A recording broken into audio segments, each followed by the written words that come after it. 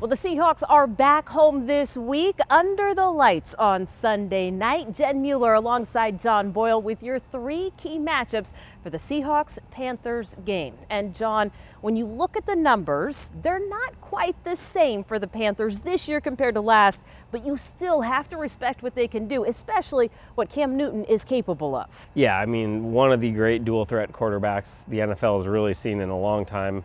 And again, his numbers aren't what they were when he was the MVP last year, but you talk to any player in that locker room and the first thing they talk about is how dangerous he is, both his ability to throw the ball downfield and how tough he is as a runner. Look, there's a lot of quarterbacks who can run in the NFL. There aren't a lot that run like Cam Newton. I mean, he's like a power running back in the backfield. So keeping him in check, that's step number one anytime you face that Panthers offense. And I thought it was funny, Bobby Wagner actually said, I think the Panthers are the only team that run power with their quarterback. Yeah, maybe outside of high school football. Right. But yeah, in the NFL for sure. In the NFL, that is an anomaly. Because most quarterbacks aren't as big and strong as Cam Newton, and yeah, he's dangerous. So while the Panthers offense obviously runs through Cam Newton, the Seahawks offense this week looks like they're going to have some shots downfield. Maybe Doug Baldwin's going to come up big. Yeah, I mean, Doug Baldwin obviously has been this team's best receiver for a while now, and he's going to have some opportunities.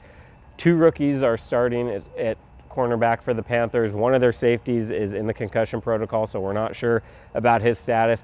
They're 29th in the NFL right now, allowing 275 passing yards a game. They've allowed 21 passing touchdowns. So there's going to be some chances to throw the ball downfield. We know the Seahawks, when their offense is going right, they're making those explosive plays. I think there's going to be some opportunities this week. Especially if the offensive line can gel and come together a little bit better than last week. Some changes across the line, and they are facing a pretty studly defensive line for the Panthers. Yeah, you know, one of our key matchups last week was a tough defensive front against the Seahawks O-line.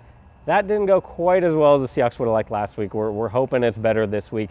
And yeah, it's the same four starters for Carolina as last year, and that defensive line gave the Seahawks a lot of trouble in the playoff game. So getting Justin Britt back will help immensely. We're going to see how things look with Bradley Sowell starting at right tackle. But yeah, for the Seahawks offense to get back to being what it had been the last few weeks when it showed a lot of progress, they need to clean things up front. And those are your three key matchups for the Seahawks game against the Panthers. Make sure you tune in to the Seahawks Radio Network and check out everything on Seahawks.com.